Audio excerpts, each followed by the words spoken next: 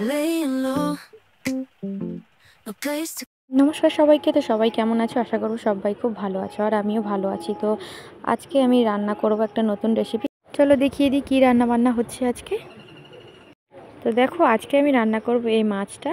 তো এটাকে সাধারণত বলছে ভোলা মাছ, তবে আমি জানি না, একটু বেলে ভোলা মতো লাগছে, তবে এর হয়তো অন্য কোনো রকম নাম থাকতেই পারে, সেটা আমার জানা নেই। তবে যারা জানো অবশ্যই আমাকে কমেন্ট করে জানিয়ে দিও, তাহলে আমার জানতে সুবিধা হবে। তো আমি মাছগুলোকে হলুদ নুন দিয়ে মাখিয়ে রাখলাম। তো এরপর আমি ভাজতে বসিয়ে দিয়েছি। তো ভাজা হয়ে যাওয়ার পরে একই সঙ্গে তরকারিতে দেওয়ার জন্য যে আলু কেটে রেখেছিলাম সেগুলোকেও সেমভাবে ভেজে নেব।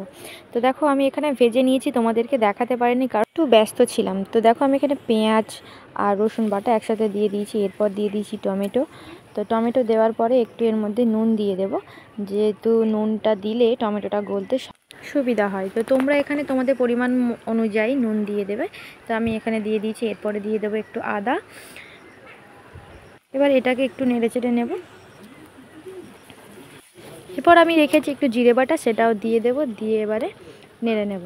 তো ওটাও একটু ভাজা ভাজা হয়ে যাবে। তো তোমরা তোমাদের পরিমাণ অনুযায়ী কতটা তরকারি বানাবে, তো সেরকম অনুযায়ী তোমরা মশলাগুলো নিয়ে নেবে। তো আমি আমার এখানে পরিমাণ অনুযায়ী নিয়েছি, তো তোমরাও ঠিক তেমনটাই করো। তো এরপর সব মশলাগুলো আমি একটু ভালো করে কষিয়ে নেবার পরেই আমি তো গুঁড়ো মশলাগুলো দেব। যেহেতু এটা কাঁচা ছিল, তো সেই জন্য একটু ভাজার দরকার ছিল। তো এরপর আমি দিয়ে দিলাম হলুদ গুঁড়ো, তারপর দেব একটু লঙ্কা গুঁড়ো। তো রান্নার ধোঁয়ার জন্য পুরো ক্যামেরাটার সামনে ধোঁয়া ভর্তি হয়ে যাচ্ছে, অন্ধকার হয়ে যাচ্ছে মাঝে মাঝে। এবার দিয়ে দিলাম আমি একটু ধনে গুঁড়ো, এরপর দিয়ে দেবো একটু জিরে গুঁড়ো। তো সেটাও তোমাদের নিজস্ব পরিমাণ অনুযায়ী দিও। আর এই মশলাটাকে কষাতে কষাতে সামান্য পরিমাণ একটু জল অ্যাড করবে, যেটা আমি তোমাদেরকে দেখাইনি, তবে তোমরা জল অ্যাড করবে। তো করার পরে দেখবে মশলাটা ভাজা হয়ে গেলে এরকমভাবে তেল ছেড়ে দেবে। তো তেলটা ছাড়লে বুঝে নেবে যে হ্যাঁ, হয়ে গেছে, মানে মশলাটা ভাজা হয়ে গেছে। এবার তোমরা এটা দেখো যে গ্রেভিটা কত সুন্দর হয়েছে, আর এর থেকে তেলটা কত সুন্দরভাবে ছেড়ে দিয়েছে। তো এরপর যে ভাজা আলুগুলো আমি রেখে দিয়েছিলাম সেগুলো এর মধ্যে সব দিয়ে দেব। তো ওটাকে একটু কষিয়ে নেব, আর কিছুক্ষণ ওই রকমই থাকতে দেব, যার ফলে আলুর মধ্যে মশলাগুলো একটু লাগবে। এখনই দেখো মশলার কালারটা কত সুন্দর এসছে। তো আমি এটা কিছুক্ষণ এরকম রেখে দিলাম। তো এরপর রাখার পরে দেখো তরকারি থেকে তেল ছাড়া শুরু হয়ে গেছে আবারও।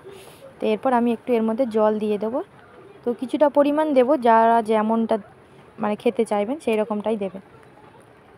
এটাকে এবার একটু কষিয়ে নিয়ে এটা এরকমভাবেই একটু ঢাকনা দিয়ে রেখে দেব। তো কিছুটাক্ষণ ফুটে গেলে তারপরে দেখব।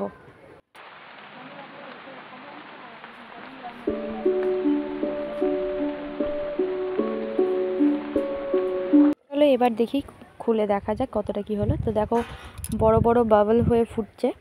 তো আলুগুলো সেদ্ধ হয়ে গেছে মনে হয়। তো আমি এটাকে দেখে নেব।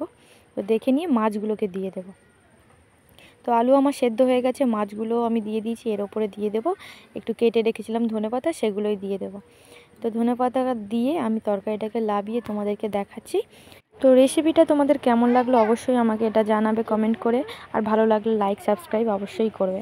তো দেখে নাও তরকারিটা লাবানোর পর কতটা সুন্দর হয়েছে। তো ভালো লাগলে অবশ্যই প্লিজ প্লিজ লাইক করো আর সাবস্ক্রাইব করো।